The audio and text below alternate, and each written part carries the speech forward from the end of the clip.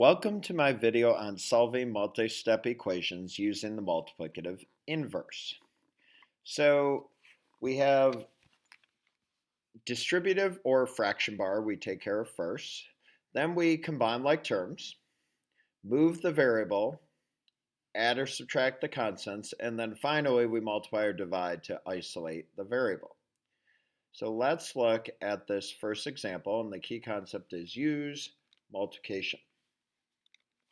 So this looks very similar to the special case two-step that we learned in our last unit, where when you have two terms on top divided by a number, we got to get rid of that first before we can deal with the top. So the opposite of division is multiplication. So we're going to multiply both sides by -3. So our first step that we did here was multiply. Okay, and let's actually do the multiplication. These cancel because we're doing the multiplicative inverse property. And -3 times -2x is positive 6x equals 2x plus 3. Okay, now we don't have any like terms to combine on either side. So now we're going to move the variable. And I'm going to move the 2x here because I like to move the smaller value so that my variable stays positive. 2x minus 2x is 0. 6x minus 2x is 4x equals 3. And the opposite of multiplication is division. So we're going to divide both sides by 4. 4 divided by 4 is a 1 in disguise, and x equals 3/4. Or I could say 75 hundredths. So when it comes out to be a decimal, I can write it as a fraction or the decimal. The only other way I wouldn't be able to do that is if it was a repeating decimal, I would definitely have to write it as a fraction. So we forgot to write our second step here, which was move variables.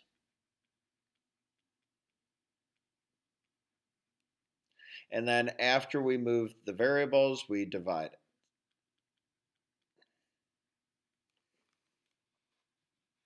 Okay, let's look at some more examples and apply our steps. So number one, we have the two terms divided by a number, so we got to get rid of this 2 first. The opposite of division is multiplication. So we're going to multiply both sides by 2. These 2's cancel because I use the multiplicative inverse property. And 2 times 7x is 14x. Bring down the 14 plus 7x.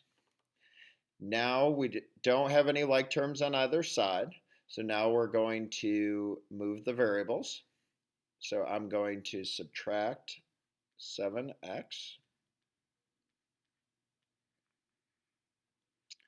7x minus 7x is 0, so cross them out. And 14x minus 7x is 7x equals 14.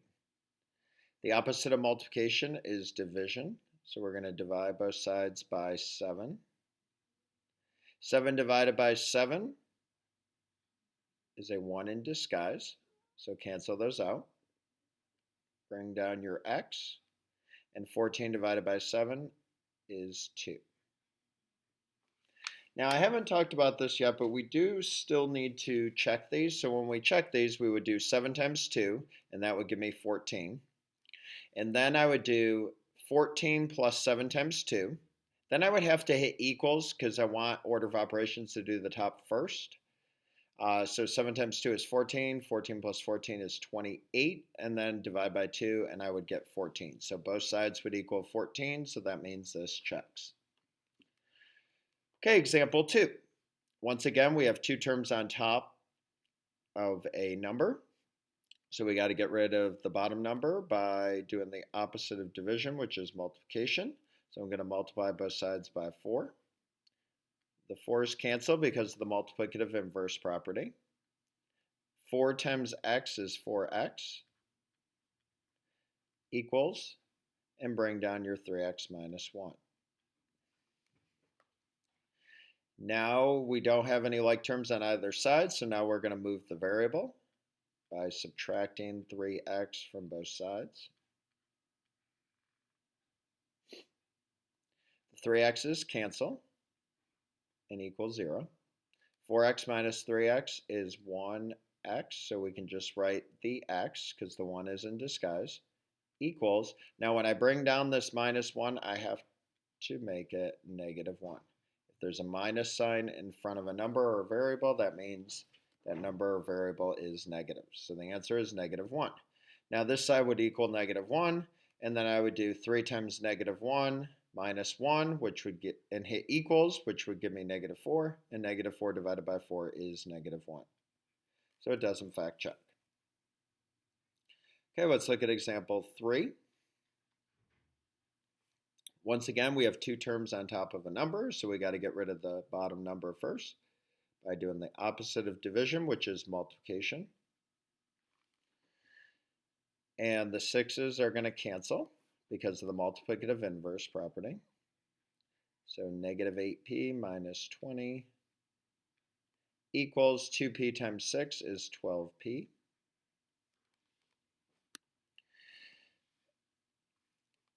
Okay, so now I'm going to move the negative 8p because I don't have any like terms on either side, so I'm going to move the smaller value, which is negative 8p. So I'm going to do the opposite, which is add 8p. The 8p's are going to cancel. Bring down your negative 20. And 12p plus 8p is 20p. And then our last step, the opposite of multiplication, is division.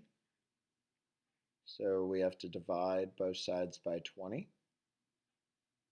20 divided by 20 is a 1 in disguise. And negative 20 divided by 20 is negative 1. So negative 1 equals p. So to check this, we would do negative 8 times negative 1, which would give me 8 minus 20. And then I would hit equals, which gives me negative 12. And negative 12 divided by 6 is negative 2. And then 2 times negative 1 is negative 2. So both sides equal negative 2. Okay, let's look at some different examples on the back side. So now we're going to use the multiplicative inverse, and then we're going to have to distribute. Because before, when I was multiplying both sides by a number, there was only one term on the other side. Now there's two terms. So when there's two terms, I'm going to have to distribute to both parts.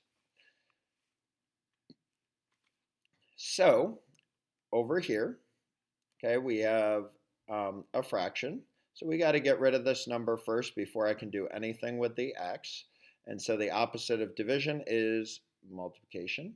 So we're going to multiply both sides by 4. Now look, when I have two terms, when I'm multiplying both sides by a number and there's two terms on one side, I have to put parentheses around it and multiply both those parts by 4. That's really important. So our first step was to multiply. Now these 4's are going to cancel because of the multiplicative inverse property. So we have negative x. And now step 2 is going to be to distribute. So I have to distribute that 4 to both parts. So 4 times 2x is 8x. And 4 times positive 1 is positive 4. So I'm going to write plus 4. Now there are not like terms on either side. So now I'm going to move the variables. Now I'm going to move the smaller one here, and I want you to see what happens. Okay, so we're going to, we can put a 1 here, and we're going to add 1x to both sides. Because sometimes you're going to end up doing this, and this is going to happen. So I want you to see this. So these are going to cancel. Now, when one side of the equal sign totally wipes out, you have to put a 0 there. okay? And 8x plus 1x is 9x plus 4. Now, I still don't have the variable by itself. So I have to subtract 4 from both sides. 4 minus 4 is 0, and 0 minus 4 is negative 4, equals 9x. And then my last and final step, the opposite of multiplication, is division.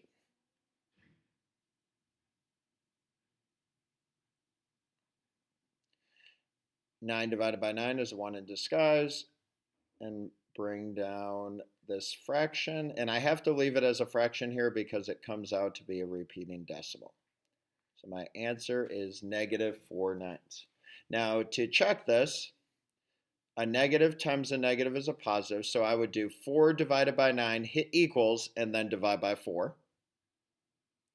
And then to check this side, I would do 2 times 4 negative divided by 9, and then plus 1, and hit equals. And both sides would, in fact, equal each other.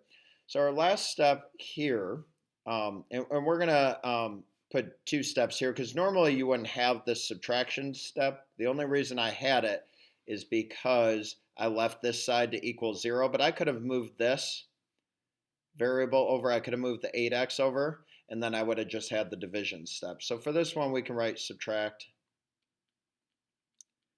and then we divide. Okay, now I could have avoided that equaling 0 by subtracting 8x. The only difference is I would have ended up with a negative variable. And that's okay to have a negative variable. I always like to keep it positive. In this case, I would like to keep it negative because I don't like it when it equals 0 like that because it adds an extra step, but that's a personal preference, so I'll leave that up to you all. Okay, let's look at another example. We have 2x divided by 3, so the opposite of division is multiplication, so we're going to have to multiply both sides by 3. Now watch what happens here. We have to put parentheses around this because there's 2 terms here. So these 3's are going to cancel because of the multiplicative inverse property. And 3 times 6x is 18x, and 3 times 1 is 3.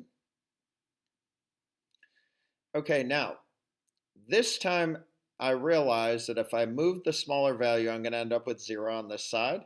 So I'm going to avoid that this time and show you that you can have a negative variable. So let's move this one. So we're going to subtract 18x.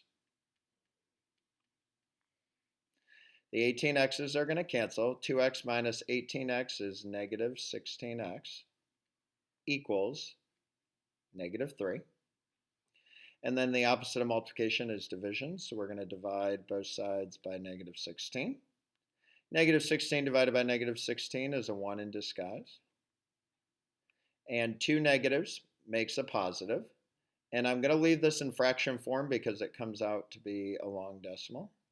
So x equals 3 over 16. To check this, I would do 2 times 3 divided by 16. I would have to hit equals first. Then I would divide by 3. So anytime I'm doing something on top of a fraction, I have to hit equals first.